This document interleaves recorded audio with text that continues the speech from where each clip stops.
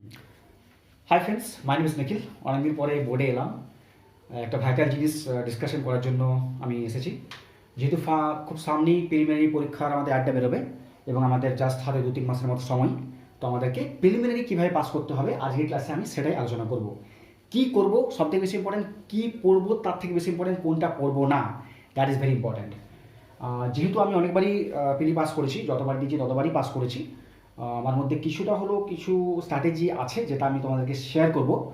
হ্যাঁ, অনেকে আছে যারা অনেকবার পিলি দেয়, পাস করে না, যারা প্রথমবারই পাস করে যায়, অনেক রকম এক্সাম্পল আছে। জাস্ট আমি তোমাদেরকে আমার কিছু অভিজ্ঞতা, আমার কম এক্সপিরিয়েন্স যেটা আমি করেছি সেটা তোমাদেরকে কাছে একটু শেয়ার করবো। ঠিক আছে, কীভাবে পাস করবো তার একটা স্ট্র্যাটেজি আমি আলোচনা করবো, রাইট?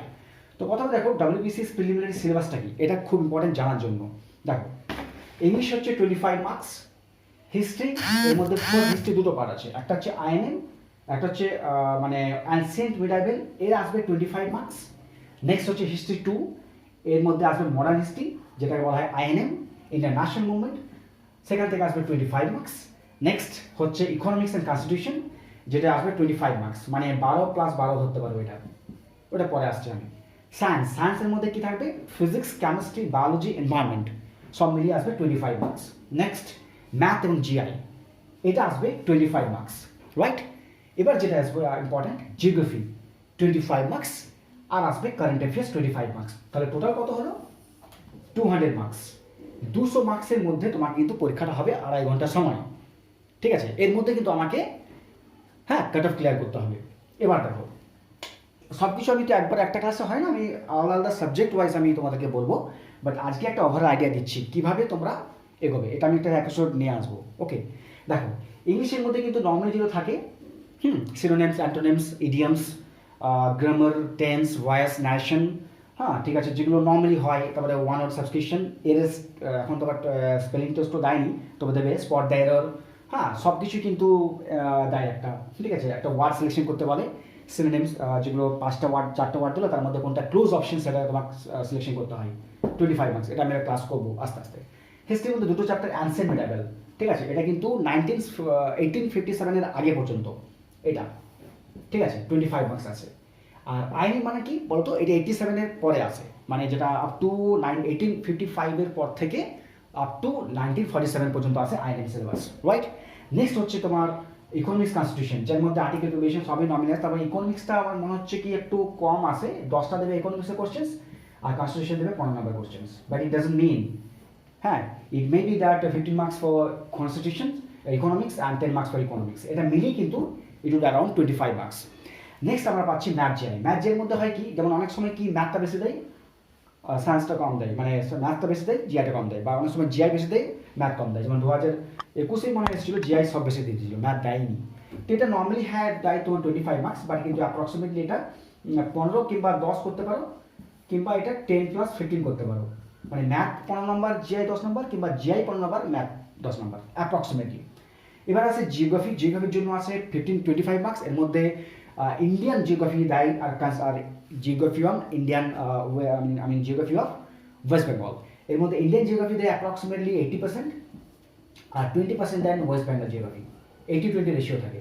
তো নর্মালি কোশ্চেন দেয়, খুব একটা হার্ড কোশ্চেন দেয় না, ঠিক আছে, 25 মার্কস। এবার কারেন্ট অ্যাফেয়ার্সের মধ্যে নেক্সট 6 মান্থসের কারেন্ট অ্যাফেয়ার্স দেয়, যেমন appointment, important date, important visits, important submits, important rank, অনেক কিছু দেয় আজকাল। নতুন কি অ্যাপয়েন্টমেন্ট হয়েছে, কে হয়নি, কোথায় কি ডিফারেন্ট ইনসিডেন্ট হয়েছে নেক্সট 6 মান্থসের মধ্যে, অনেক সময় আবার 1 বছর আগে দিয়ে দেয় আর কি। আর কি বাকি হলো সায়েন্সের মধ্যে দেখো, ফিজিক্স, কেমিস্ট্রি, ম্যাথ সবই দেয়, তার মধ্যে বায়োটাও দেয় 10 নম্বর, আর ফিজিক্স দেয় 5, 5 5 10 10 20, আর এনভায়রনমেন্ট 5, মানে সব মিলিয়ে মিলিয়ে 25 নম্বর দেয়। বাট ইট ডাজন্ট মিন কি 25 এর মধ্যে সব রেশিও মেনটেন করে। ইট মে বি দেয়, একবার দেখা গেল ফিজিক্সে 15 দিয়ে দিল, ঠিক আছে, কেমিস্ট্রি 5 দিল, এটা কোনো রেশিও মেনটেন হয় না, বাট নর্মালি 5 10 5 করে 25 নম্বর দিল। তাহলে দেখো সব মিলিয়ে আমরা পাচ্ছি 200 মার্কস। এই 200 মার্কস কি অ্যাচিভেবল নয় বলো? 2020-তে কাট অফ পেয়েছিল 127, 127, আমি ক্যাটাগরিগুলো বাদ দিচ্ছি। তাহলে এই যে 127 যারা পেলো, আর যারা 126 পেলো, তার মধ্যে ডিফারেন্স কী আছে? আমি 27 পেয়েছিলাম একেবারে 20-তে মেন দিলাম, যাই হোক, যে 26 পেয়েছে সে কি একবারে ফালতু ছেলে, না সে কিছু জানে না? সে কিন্তু এর থেকেও বেশি জানে আমার মতে, কারণ সে ফেলিওর, আর ফেলিওর থেকে লোক কিন্তু বেশি শেখে। যাই হোক, কত আমি ওটা আসছি না, বাট এটা কিন্তু অ্যাচিভমেন্ট মার্কস নয় কি, অবশ্যই আছে। শেখাবো, স্ট্র্যাটেজি প্রথমে শেখাবো, ধীরে ধীরে শেখাবো, সব জানবে। বাট জাস্ট আজকে তোমরা এটা একটা অ্যানালিসিস করো কি প্রিলিমিনারি সিলেবাসটা কী। আমি আগেই বলেছি কোনটা পড়ার থেকে কোনটা ছাড়া বেশি ইম্পর্ট্যান্ট, সব পড়ার দরকার নেই, বাট স্ট্র্যাটেজি মেনটেন করতে হবে। We have to follow the syllabus of the preliminary examinations and we have to religiously follow the content, because content plays an important role to beat the target or to achieve your ultimate destination. That needs cut-off marks. তুমি কত জানলে damn care, কত জানলে না damn care, ultimately তুমি কি pass করেছো, that matters আ লট। শেখাবো, ঠিক আছে?